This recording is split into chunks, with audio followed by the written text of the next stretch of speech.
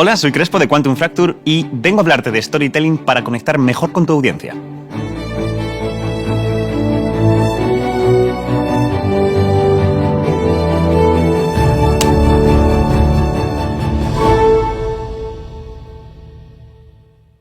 Soy físico, divulgador científico y creador de Quantum Fracture. Está feo que yo lo diga, pero uno de los canales de ciencia y divulgación científica más importantes en habla hispana. Yo creo que hacer divulgación científica, en el fondo, es entretener. Muchas veces lo etiquetamos como que es una forma como de educación, de aprendizaje, o nos lo llevamos a otro lugar como que estamos haciendo información, estamos haciendo periodismo. Yo creo que en el fondo hacer divulgación científica es que la gente pase un buen rato.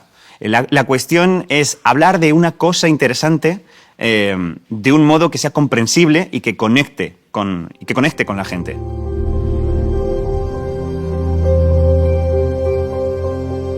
Sin duda, una de las claves es que, y esto me lo contó Luis Quevedo, que es un divulgador español, y creo que tiene muchísima razón con esto, es una de esas frases demoledoras que se me han quedado grabadas en la cabeza, es que al final hacer divulgación científica, hablarle de ciencia a los demás, en el fondo es contar historias. Uno tiene que saber muy bien cómo construir esas historias, es decir, uno tiene que saber manipular lo que se llama el storytelling, el cómo contar la mejor historia posible. Seguro que conocéis muchos amigos, ¿no? Seguro que todo el mundo tiene un amigo que tiene una historia buenísima y no sabe contarla. Y tú sabes bien contarla porque sabes bien cómo introducir el gancho para que la gente se quede, cómo hilar bien la historia y cómo rematarla bien. Esos son todo conceptos de storytelling, cómo hablar de algo y que te enganche. Hay muchas formas de estructurar bien una historia. Pero luego hay elementos que son un poco inmateriales. Muchas veces tiene que ver con lo apasionado que eres contando algo. Tiene que ver con lo mucho que te gusta y conectas tú mismo con la historia que estás contando y cómo lo puedes proyectar a los demás, que creo que eso es muy importante. Volviendo a las cosas como más técnicas, volvemos al clásico, ¿no? Introducción, nudo y desenlace. Tú tienes primero que saber enganchar a la gente, cogerles para que quieran escuchar tu historia. Es decir, tienes que, en esos primeros momentos, saber venderles lo que quieres decir. Esto es también una cosa que falla mucho la gente cuando quiere hablar de ciencia, y es que no siempre lo que vas a contarles les va a apelar. A mí me puede parecer muy interesante que los agujeros negros, cerca de un agujero negro, por ejemplo, el tiempo se detenga. Es una cosa que es muy esotérica y parece como muy mágica. A mí me apela mucho, pero uno no tiene que suponer que la persona que tienes delante le apele eso, ¿no? Le parezca interesante. Así que tienes que saber cómo cogerlo y armarlo para poder venderlo. Más allá de cosas muy manidas que se suelen decir, como por ejemplo, no sé, en redes sociales es muy habitual, ¿no? Tienes que meter una frase al principio que enganche a la gente. Vale, eso es muy fácil de decir, pero ¿cómo se hace? ¿Cómo eso se ejecuta en la vida real? Pues muchas veces tiene que ver con coger temas y desde el primer momento, y yo creo que este es el paso más crítico cuando uno cuenta historias, es planificarlas con antelación y construirlas alrededor de una premisa muy, muy buena. Por ejemplo, un ejemplo que suelo poner es una historia muy tonta sobre un roble blanco que crece en Alabama. Y es una historia muy tonta sobre unos investigadores que se dan cuenta que este roble blanco no hay suficientes ejemplares dentro del bosque porque hay un arbusto invasor que está llenando el bosque, no está permitiendo que los ejemplares jovencitos crezcan y ese roble blanco está poco a poco perdiéndose. Y tú podrías contar esta historia y decir, bueno, si quitamos ese arbusto, pues entonces el roble blanco se salvará. Es una historia muy tonta y muy sencilla y si tú quisieras vender esa historia te costaría mucho. Porque, bueno, es un árbol que tiene un arbusto invasor y poco más. No tiene un gran interés. Sin embargo, si tú descubres que ese árbol o la madera de ese árbol es necesaria para hacer Jack Daniels, porque básicamente la denominación de origen funciona porque la maceración del Jack Daniels sucede en esos barriles de roble blanco, entonces ahí tienes una excusa fabulosa para empezar una historia diciendo, oye, que a lo mejor Jack Daniels ya no se puede hacer. ¿Por qué? Y tiras la historia completa. Usas una excusa como centro de la historia para poder contarlo. Por eso a veces hay que olvidarse tanto como lo de la introducción, el nudo y el desenlace, porque creo que consiste mucho más en, desde el principio, encontrar una cosa muy fuerte que atrape a la gente y a partir de ella, por así decirlo, ¿no? como desarrollar toda la historia, construirla en anillos alrededor de ella. Y, por supuesto, como siempre, ¿no? Cerrarla con algún tono positivo o que vaya un poquito por encima de lo que es la propia historia científica en sí.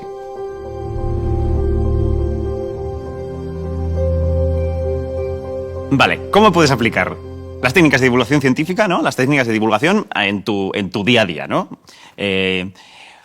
Siempre se habla, ¿no?, de esta idea del pitch, ¿no? De tienes una idea, quieres vendérsela a alguien, quieres que te compre esa idea, y tienes que hacerlo lo mejor posible, ¿no? Hacer un pitch es como uno de los artes más difíciles del mundo, ¿no?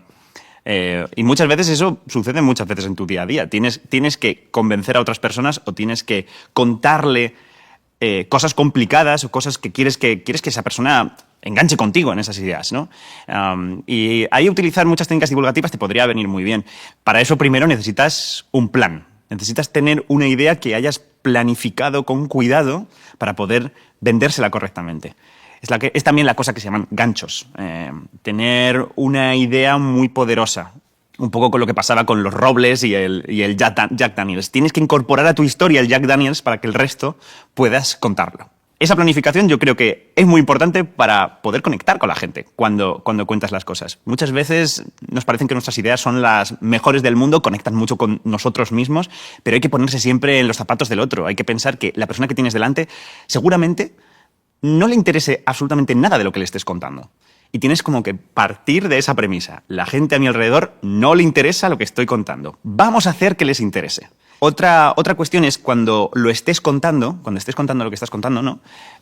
Tengas cuidado con que haya, por así decirlo, valles y montañas. Que vayas subiendo y bajando.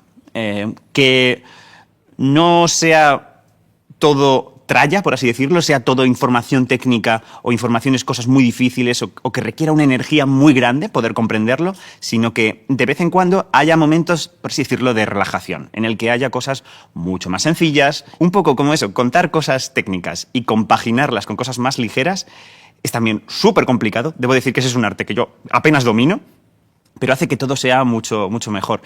El humor, el introducir muchas veces notas humorísticas para generar esos valles, para relajar. Meter lo técnico y meter humor para poder relajar. Esa también es una técnica que se utiliza muchísimo para poder hacer esos desarrollos mucho, mucho mejores. Y sobre todo, cerrar las cosas. Que nunca cuando estás contando una historia no tenga un cierre. Puede ser un cierre peor, mejor, más barato o mucho más elaborado e ingenioso. Que las cosas tengan un cierre es como que le da como el chimpún y se cierra todo lo que estás contando. Otra de las técnicas, yo creo que comunicativas y divulgativas básicas, es el uso de analogías. Sin ir más lejos, que esto puede sonar un poco abstracto. Por ejemplo, una analogía muy chula que utilizamos en su momento es la relación que hay entre sentarte en una boda con un montón de panecillos en una mesa redonda y el mecanismo del bosón de Higgs. Es un concepto que se llama ruptura de simetría. La analogía es básicamente que, pues, lo típico, ¿no? Tú estás en la mesa esta redonda, hay un montón de panecillos, más o menos uno por plato, ¿no? Os sentáis todos y está el momento de ¿cuál cojo? ¿Izquierda o derecha? Problema. Entonces es como que todo el mundo espera así, incómodamente, hasta que alguien coge un panecillo. Si uno coge el de la izquierda, entonces todo el mundo coge el de la izquierda, porque si coges el de la derecha, pues le dejas a alguien sin panecillo, no es plan. Así que ahí lo que ha pasado es una ruptura de simetría. Todos teníais dos panecillos, izquierda y derecha, nadie lo cogía, había ahí como una especie de simetría, ¿no? Izquierda o derecha, yo puedo coger el que sea, pero alguien de repente coge un pan y entonces la simetría, ¡pum!, se rompe.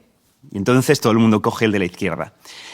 Eso exactamente es lo que pasa, una cosa muy similar, vamos, es lo que pasa en lo que se llama el mecanismo de Higgs, en el que en otros sentidos, ¿no?, un campo cuántico, que es el que genera la masa de todas las partículas, rompe una simetría de este tipo y gracias a eso todos nosotros tenemos masa.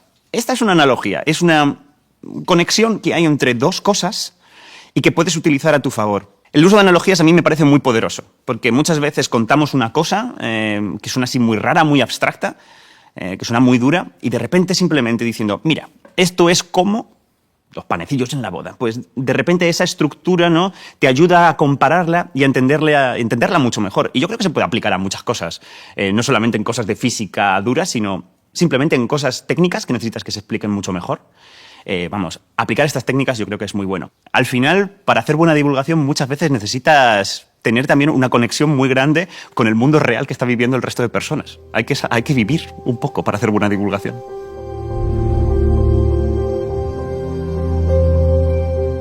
Si con algo puedo finalizar, yo diría con invitaros a todos a que consumáis divulgación científica o divulgación de cualquier clase, realmente, no solo porque yo creo que vais a pasar un buen rato, sino también porque creo que poco a poco vas aprendiendo mucho mejor a contar historias. Y contar historias yo creo que está en el núcleo de lo que nos hace humanos. Aprender bien esas técnicas te ayuda a conectar mucho más con la gente.